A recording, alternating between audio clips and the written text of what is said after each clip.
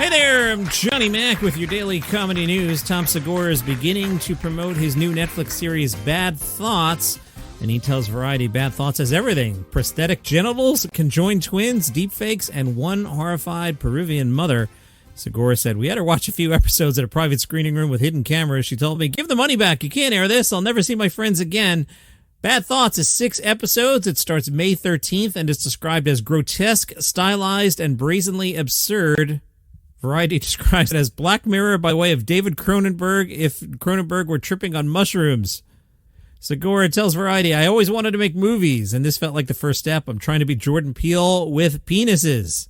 It's interesting how this came together. It started as a few short films that Segura wrote between tour stops. He pitched them to a director.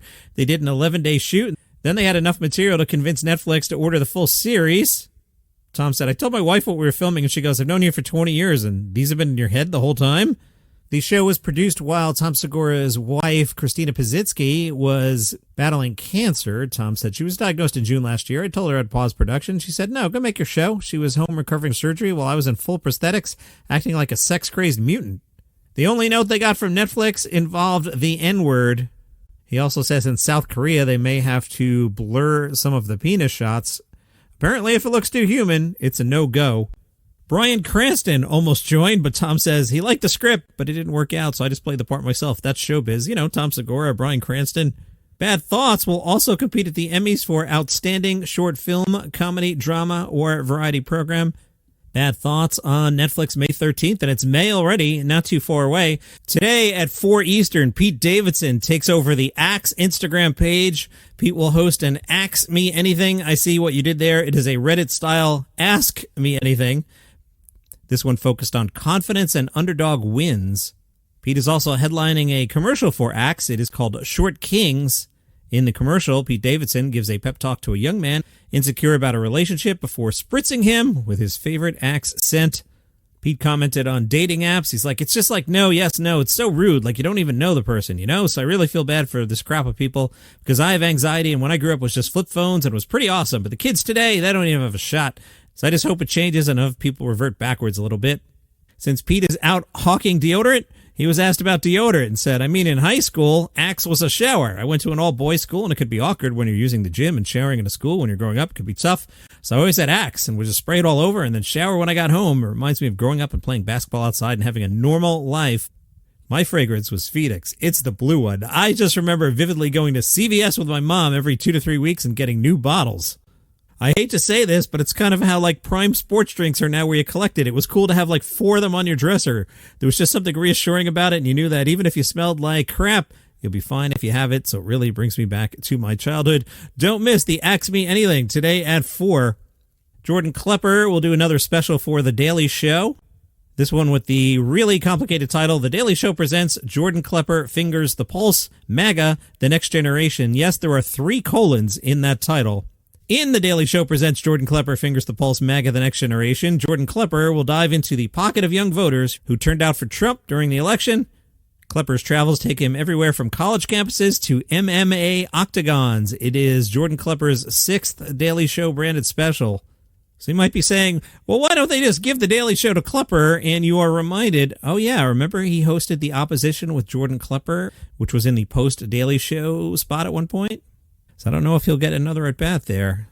Anyway, Klepper's MAGA, The Next Generation special, Monday, May 19th, 11:30 p.m. on Comedy Central. It'll be on Paramount Plus, and the Daily Show YouTube channel the next day.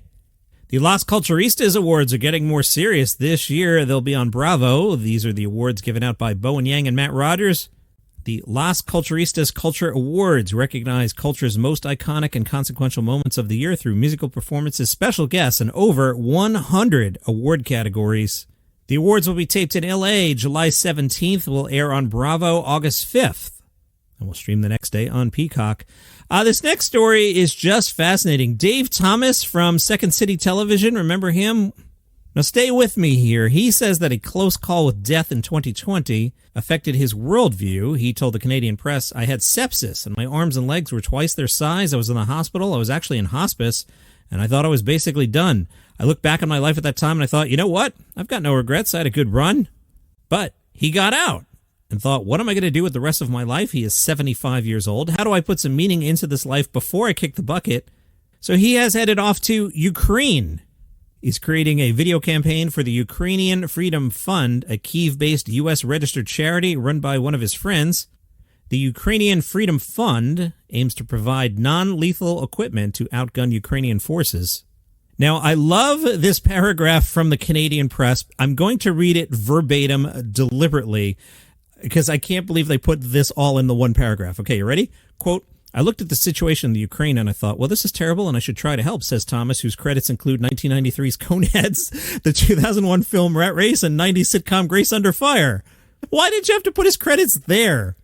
Anyway, Dave says, this might sound corny, but I hope in some small way what I do might help raise money that'll ease suffering. Maybe remind people that one person can make a difference if you decide to. You can't make a difference if you try. Let's stop off on Gossip Corner. This from Entertainment Weekly.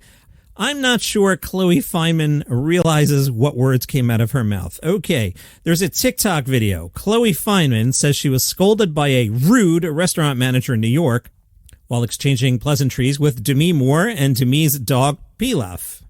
Fineman says she walked into an Italian restaurant on Madison Avenue.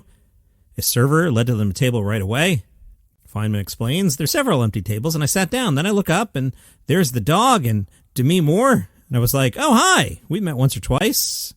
And I've held Pilaf because Pilaf was backstage at an SNL show. Fineman's sister says, and she said hi back also. Chloe continues, the manager sees me. I don't know. Maybe I had no makeup on. Did I not look legitimate enough for this empty room at the restaurant? And the guy's like, what are you doing here? Come with me. And I guess I didn't realize you had to talk to another Italian guy to get a seat, even though there's like 1,000 empty tables. It's very confusing.